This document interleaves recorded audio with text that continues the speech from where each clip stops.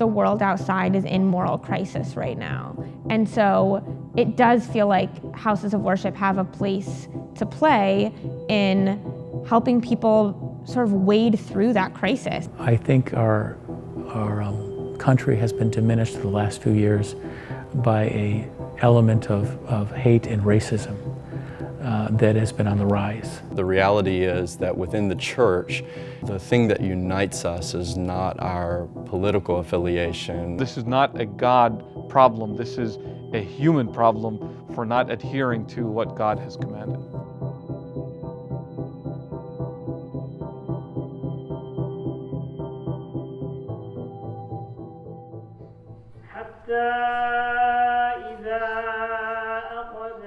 The concept and the thought of thoughts and prayers has become such an overly used and abused statement.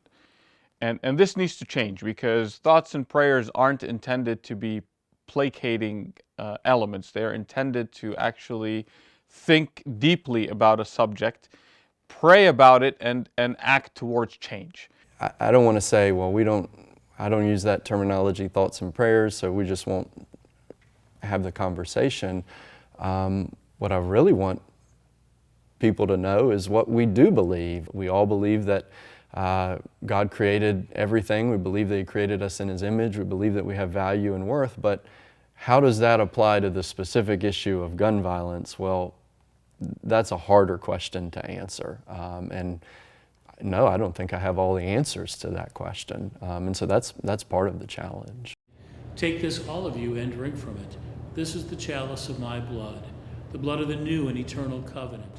After the Virginia Tech tragedy in April 16th, I believe, 2007, I was on the campus and was the priest in Blacksburg at the time.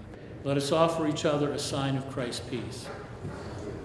It's changed me because it's raised an awareness in me that now I do need to do more than prayer. I think that prayer has a role to play in fixing the biggest things that are plaguing our society and our country, but that only works when prayer is serving its proper function. If you only pray, if you only sacrifice, if you only have empty ritual that doesn't go beyond the walls of our own sort of internal container, then you're not doing it right. That's not what God wants of us. What God wants of us is for our prayer to spur us to make positive act in the world.